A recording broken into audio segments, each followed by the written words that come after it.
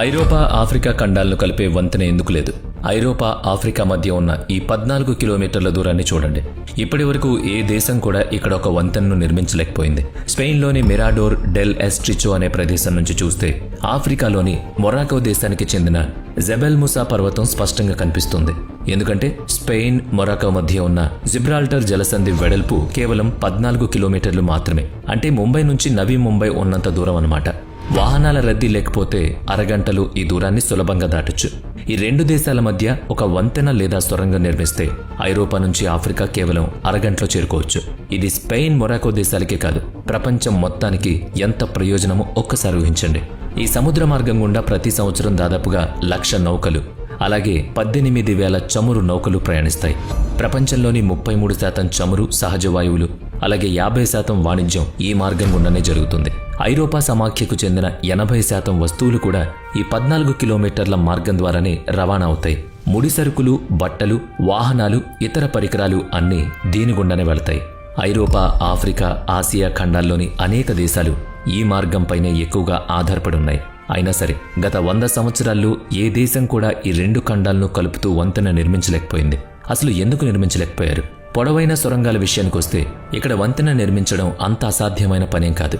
China దేశం దీనికంటే 4 రెట్లు పెద్దదైన వంతెనను ఇప్పటికీ నిర్మించింది. హాంకాంగ్, జుహై, మకావుల కలిపే వంతెనను కేవలం 9 సంవత్సరాల్లో పూర్తి చేసింది.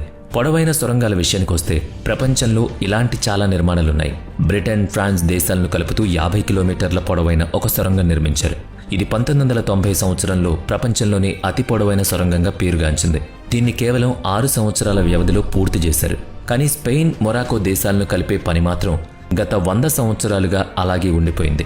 2 ప్రముఖ నిర్మాణ సంస్థలు దీనికి సంబంధించిన ఒప్పందం కూడా దక్కించుకున్నాయి. ఈ సంస్థలు స్విస్ ఆల్ప్స్ లాంటి కష్టమైన ప్రాంతాల్లో కూడా అద్భుతాలు చేశాయి. స్విస్ ఆల్ప్స్ పర్వతాల కింద 57 కిలోమీటర్ల పొడవైన రైలు సొరంగాన్ని $11 బిలియన్ ఖర్చుతో నిర్మించారు. కానీ ప్రపంచంలోని గొప్ప ఇంజనీర్లందరూ జిబ్రాల్టర్ జలసంధి దగ్గరకు వచ్చేసరికి ఆగిపోతున్నారు. ఇక్కడ ప్రతి ఆలోచన విఫలం అవుతోంది. ప్రతి ఇంజనీర్ ప్లాన్ కాగితాలకే పరిమితం అవుతుంది. ఎందుకు? 1920వ సంవత్సరంలో జర్మనీకి చెందిన హెర్మన్ సోల్గెర్గే అనే ఒక వాస్తు శిల్పి ఒక సాహసోపేతమైన ప్రణాళికను ప్రతిపాదించాడు. మధ్యధరా సముద్రాన్ని ఖాళీ చేసి అట్లాంట్రోపా అనే కొత్త ఖండాన్ని సృష్టించాలని ఆయన అనుకున్నాడు. జిబ్రాల్టర్ జలసంధి వద్ద ఒక జల విద్యుత్ ఆనకట్ట నిర్మిస్తే బావుంటుంది అనుకున్నాడు. దీని ద్వారా మధ్యధరా సముద్రం నీటి మట్టాన్ని 660 అడుగుల మేర తగ్గించొచ్చని అన్నాడు. అప్పుడు సముద్రం కింద ఉన్న భూమి బయటకు వస్తుంది. తర్వాత ఆఫ్రికా, ఐరోపా ఖండాలు భౌతికంగా కలిసిపోతాయి. అంతేకాకుండా ఈ ఆనకట్ట ద్వారా 2 ఖండాలకు అవసరమైన విద్యుత్ను కూడా ఉత్పత్తి చేయొచ్చు. హెర్మన్ తన ప్రణాళికకు ప్రాజెక్ట్ అట్లాంట్రోపా అని పేరు పెట్టాడు. ఇది చాలా బాగా ఆలోచించి వేసిన ప్రణాళిక. మధ్యధరా సముద్రంపై ఒక ఆనకట్ట నిర్మించాలంటే చుట్టుపక్కల ప్రాంతాల్లో కనీసం 7 ఆనకట్టలు కట్టాలని కూడా ఆయన గుర్తించాడు. ఉదాహరణకు నల్ల సముద్రం నీటి మట్టాన్ని నియంత్రించడానికి టర్కీ, గ్రీస్ సరిహద్దులోని ఒక ఆనకట్ట కట్టాలి. అలాగే నీటి ప్రవాహాన్ని నిర్వహించడానికి సిసిలీ, ట్యునీషియా మధ్య మరో ఆనకట్ట నిర్మించాల్సిన అవసరం ఉంటుంది. కానీ ఇక్కడ ఒక పెద్ద సమస్య ఉంది. మధ్యధరా సముద్రం నీటి మట్టాన్ని తగ్గిస్తే దానికి అనుసంధానించబడి ఉన్న ఎర్ర సముద్ర నీటి మట్టం అలాగే ఎక్కువగా ఉంటుంది.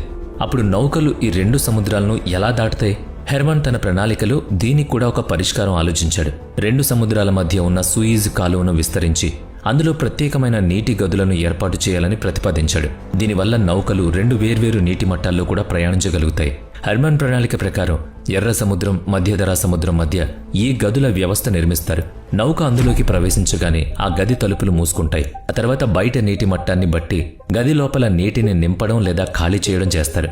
ఆ తర్వాత తలుపు తెరిచినప్పుడు నౌక సులభంగా ఒక సముద్రం నుంచి మరో సముద్రంలోకి వెళ్లగలుగుతుంది. పనామా కాలువలో కూడా ఈరోజు ఇలాంటి వ్యవస్థనే విజయవంతంగా ఉపయోగిస్తున్నారు. మొత్తం మీద హెర్మన్ తన ప్రాజెక్ట్ అట్లాంట్రోపా గురించి చాలా నమ్మకంతో ఉన్నాడు. అతను గొప్ప వాస్తు శిల్పి మాత్రమే కాదు, ఒక మంచి కథకుడు కూడా. తన ఉపన్యాసాలు, పుస్తకాల ద్వారా అతను చనిపోయే వరకు ఐరోపా, ఆఫ్రికా ఖండాల భవిష్యత్తు గురించి ప్రజలకు చాలానే చెప్పాడు. కానీ ఏం లాభం? దురదృష్టవశాత్తు ఐరోపా ప్రభుత్వాల చుట్టూ ఎంత తిరిగినా హెర్మన్ ప్రాజెక్టుకు రాజకీయ మద్దతు లభించలేదు. అట్లాంటిక్, మధ్యధరా సముద్రాల లాంటి అల్లకల్లోలమైన నీటిలో 7 భారీ ఆనకట్టలను నిర్మించడం మామూలు విషయం కాదు. ఈ ప్రాజెక్టును పరిశీలించడానికి మాత్రమే $1 బిలియన్ ఖర్చు అవుతుంది.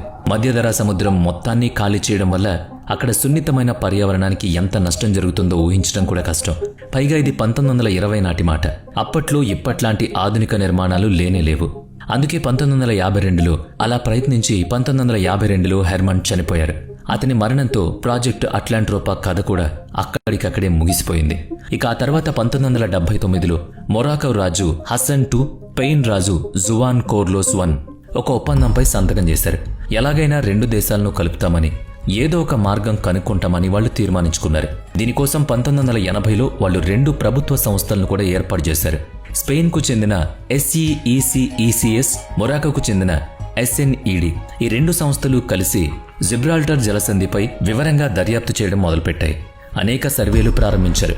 వాటిలో 1991లో చేసిన సీ ఆఫ్ నాటిల్ సర్వే చాలా ముఖ్యమైంది. ఈ సర్వేలో నాటిలస్ అనే నౌక నుంచి జిబ్రాల్టర్ జలసంధి అడుగు భాగంలో 5 కిలోమీటర్ల లోతు వరకు తవ్వి అక్కడ రాళ్లను ఉపరితలానికి తీసుకురావాలి. అప్పుడు శాస్త్రవేత్తలు వాటిపై పరిశోధన చేయొచ్చు. కానీ నాటిలస్ తన ఈ మిషన్ను పూర్తి చేయలేకపోయింది. దీని తర్వాత వచ్చే ఏడాది పౌలాస్ అనే మరో నౌకను పంపించారు. కానీ డ్రిల్లింగ్ చేయడానికి కిందకు పంపినప్పుడు రాడ్ విరిగిపోయింది. నౌక వనకడం ప్రారంభించింది. దాంతో వెంటనే మిషన్ను నిలిపేయాల్సి వచ్చింది. దీంతో 2 ప్రాజెక్టులు విఫలమయ్యాయి. దీని వెనుక ప్రధాన కారణం జిబ్రాల్టర్ జలసంధి ఉన్న ప్రదేశం. ఈ జలసంధి ఒక ఇరుకైన మార్గం. దీని కుడివైపున భూమధ్య రేఖకు దగ్గరగా ఉన్న మధ్యధరా సముద్రం ఉంది కాబట్టి అందులో వేడి నీరు ఉంటుంది. ఎడమ వైపున అట్లాంటిక్ మహాసముద్రం ఉంది. ఇది ఆర్కిటిక్ మంచు కరిగిన చల్లటి నీరు. దీనివల్ల అది క్రిటికల్గా మారుతుంది. ఇన్ని అడ్డంకులున్నా చివరికి 1997 నాటికి లెక్కలేనన్ని ప్రయత్నాల తర్వాత వంతెన నిర్మించడానికి పరిశోధకులు 2 మార్గాల్ని ఖరారు చేశారు. మొదటి మార్గం కాన్యన్ మార్గం. ఇది పుంటా కానల్స్, పుంటా సిరస్ మధ్య అతి చిన్న మార్గం.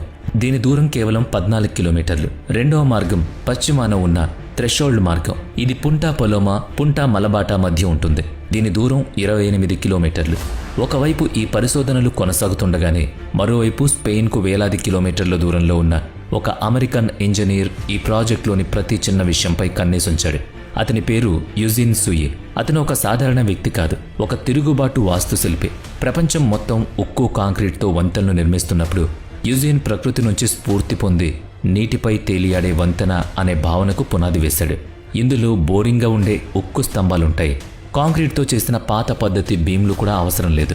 సూయి వంతెన నిర్మాణానికి సంబంధించిన పాత నియమాలను గాల్లోకి విసిరేసి నేలపై కాకుండా నీటిపై తేలియాడే వంతెన డిజైన్ను తయారు చేశాడు.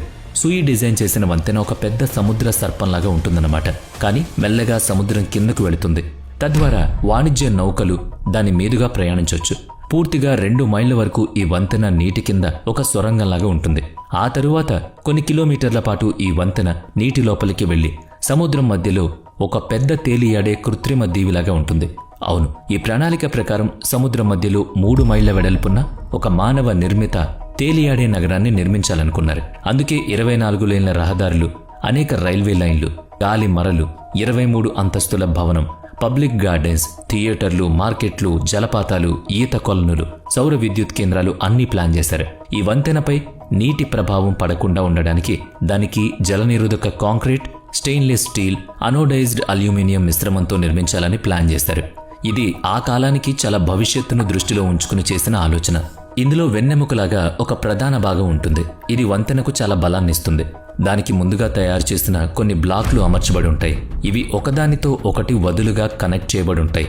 తద్వారా నీటి ప్రవాహంలో వంతెన ఊగుతూ తేలుతుంది. దీనివల్ల అది ఒత్తిడిని తట్టుకుంటుంది, విరిగిపోదు. పైగా దీని 2 చివరలను 3 టేబుల్స్ సాయంతో ఒడ్డున కట్టేస్తారు. దీనివల్ల వంతెన మరింత అనువైందిగా మారుతుంది. దీన్ని ప్రపంచంలోని 8వ వింతగా మార్చాలన్నది సూయి కల. 2 ఖండాల మధ్య ఒక కొత్త ఖండాన్ని నిర్మించడం అనేది ఆఫ్రికా నుంచి ఐరోపా చేరుకోవడానికి ఒక మార్గం మాత్రమే. అది ఒక కొత్త గమ్యస్థానంగా మారాలని అతను అనుకున్నాడు. ఈ ఆలోచన చాలా గొప్పగా ఉంది. లాభాలు కూడా చాలా ఉంటాయి. కానీ ఇక్కడ 2 పెద్ద సమస్యలు వచ్చి పడ్డాయి. మొదటి సమస్య డబ్బు. ఈ మొత్తం ప్రాజెక్ట్ అంచనా $1 బిలియన్, అంటే సుమారుగా 85,000 కోట్ల రూపాయలు. రెండో సమస్య ఏంటంటే ఇదే సమయంలో SECCEGSA, SESCED సంస్థలు చేసిన పరిశోధనలు జిబ్రాల్టర్ జలసంధి సముద్ర గర్భం నుంచి కొన్ని విషయాలు వెలుగులోకి వచ్చాయి. అవి సుయి లాంటి ఎంతో మంది ఇంజనీర్ల ఆశలపై నీళ్లు చల్లాయి. సర్వే వివరాల నివేదిక ప్రకారం అతి చిన్న మార్గంలో 5 పెద్ద సమస్యలున్నాయని తేలింది. మొదటి సమస్య, ఈ కాన్యన్ మార్గం 14 కిలోమీటర్లు ఉంటుంది. కానీ దాని లోతు 800 మీటర్లు. అంటే ఈఫిల్ టవర్ను 3 సార్లు ఒకదానిపై ఒకటి పెడితే మునిగిపోతుందన్నమాట. దీన్ని బ్రిటన్, ఫ్రాన్స్ మధ్య ఉన్న 50 కిలోమీటర్ల ఇంగ్లీష్ ఛానల్తో పోల్చి చూస్తే అక్కడ అత్యంత లోతైన ప్రదేశం కూడా కేవలం 180 మీటర్ల లోతు మాత్రమే. కానీ క్యాన్యన్ మార్గంలో లోతు దానికంటే దాదాపు 5 రెట్లు ఎక్కువ. ఇప్పుడు దీన్ని ఒకసారి ఊహించుకోండి. ఈ మార్గంలో వంతెన నిర్మించాలంటే ఆ వంతెన ప్రతి స్తంభం 3 ఈఫిల్ టవర్లంతా ఉండాలి. 14 కిలోమీటర్ల పొడవైన వంతెనకు ఇలాంటివి ఎన్నో స్తంభాలు అవసరం కదా. మరి ఇది సాధ్యమేనా? రెండవ సమస్య. ఈ చిత్రంలో మీకు పసుపు రంగు ప్రాంతం కనిపిస్తుంది కదా, ఇది బ్రేసియా. జిబ్రాల్టర్ జలసంధి అడుగున పెద్ద పెద్ద గుంతలున్నాయి. వాటిలో బ్రేసియా, బంకమట్టి నిండున్నాయి. బ్రేసియా అనేది ప్రాథమికంగా బంకమట్టి లాంటి పదార్థంలో చిన్న రాళ్లు, బ్లాక్లు, రాతి ముక్కలు కలిసిన మిశ్రమం లాంటిది. ఇది చాలా మృదువుగా ఉంటుంది. అందుకే ఇది సహజంగా చాలా బలహీనంగా ఉంటుంది. నిజానికి రాళ్ల అధ్యయనంలో ఒక సొరంగం లేదా వంతెన నిర్మించడానికి ఇది అత్యంత బలహీనమైన పదార్థంగా పరిగణించబడుతుంది.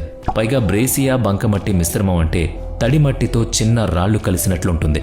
ఇప్పుడు అలాంటి ఉపరితలంపై డ్రిల్లింగ్ చేయడం, స్తంభాలు నిలబెట్టడం సులభం కాదు. మూడవ సమస్య. ఈ జలసంధి అడుగున మీకు బూడిద రంగులో ఒక పొర కనిపిస్తుంది. ఇది బంకమట్టి బ్రేసియా పొరల కింద ఉన్న పొర. ఇది కఠినమైన శిలతో ఏర్పడింది. ఈ కారణంగా ఈ పొరలు వంతెన లేదా సొరంగం కోసం తవ్వడం చాలా చాలా కష్టం. ఇక ఇప్పుడు ఇలాంటి అనూహ్యమైన ప్రాంతాల్లో వంతెన నిర్మించడం అంటే ఎంత కష్టమో మీకు అర్థమయ్యే ఉంటుంది. ఎందుకంటే అంతా బంకమట్టి లాంటి మట్టి ఉంది, రాళ్లున్నాయి. ఇక సొరంగం నిర్మించే విషయానికి వస్తే సాధారణంగా సొరంగాలు చిన్న భూకంపాలను సులభంగా తట్టుకోగలవు. ఛానల్ టన్నెల్లో కూడా భూకంపాలు వచ్చే ప్రాంతాల్లో షాక్ అబ్జర్వర్, బంపర్ సిస్టమ్ కూడా ఉంటుంది. కానీ ఒక ప్రధాన విభజన రేఖ గుండా సొరంగాన్ని పంపడం ప్రపంచంలోనే అతిపెద్ద ఇంజనీరింగ్ సవాల్. అందులో సరిగ్గా ఈ చిన్న మార్గంలోనే నాటిలస్, పౌలాస్ లాంటి పరిశోధన నౌకలకు కూడా సమస్యలు ఎదురవుతాయి. కొన్నిసార్లు కఠినమైన రాళ్ల వల్ల డ్రిల్లింగ్ యంత్రాలు విరిగిపోతాయి. మరికొన్నిసార్లు సముద్ర ప్రవాహాలకు నౌకలు కొట్టుకుపోతాయి.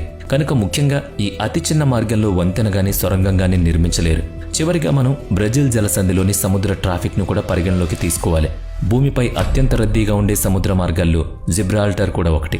పెద్ద పెద్ద ట్యాంకర్లు, కంటైనర్ నౌకలు, భారీ విమాన వాహక నౌకలు కూడా ఈ మార్గం గుండానే ప్రయాణిస్తాయి. మరి ఇలాంటి మార్గంలో సొరంగాలు కట్టడం అనేది దాదాపుగా అసాధ్యం కదా. కానీ అసలు విషయం ఏంటంటే స్పెయిన్ వ్యూహాత్మకంగా మొరాకోకు చెందిన 2 ముఖ్యమైన ప్రాంతాలను తన వద్ద ఉంచుకుంది. ఎందుకంటే స్యూటా, మెలిల్లా 2 జిబ్రాల్టర్ జలసంధి ప్రవేశ ద్వారానికి చాలా దగ్గరగా ఉంటాయి. సహజంగానే మొరాకో దీన్ని అంగీకరించదు. ఈ 2 ప్రాంతాల విషయంలో స్పెయిన్, మొరాకో మధ్య దశాబ్దాలుగా విభేదాలున్నాయి. 2008లో కూడా అలాంటి ఒక పెద్ద గొడవ జరిగింది. ప్రాజెక్ట్ ప్రారంభం కావడానికి ముందు అంటే 2008లో స్పెయిన్ రాజు స్యూటా, మెల్లిలాలో పర్యటించాడు. దీనివల్ల మొరాకోకు కోపం వచ్చింది. దానికి ప్రతీకారంగా మొరాకో వెంటనే స్పెయిన్లో ఉన్న తన రాయబారిని వెనక్కి పిలిపించింది. దాంతో స్పెయిన్ మొరాకో అనుసంధాన ప్రాజెక్ట్ అక్కడికి ఆగిపోయింది. దీంతో ఈ 14 కిలోమీటర్లను కలపడానికి వంతెన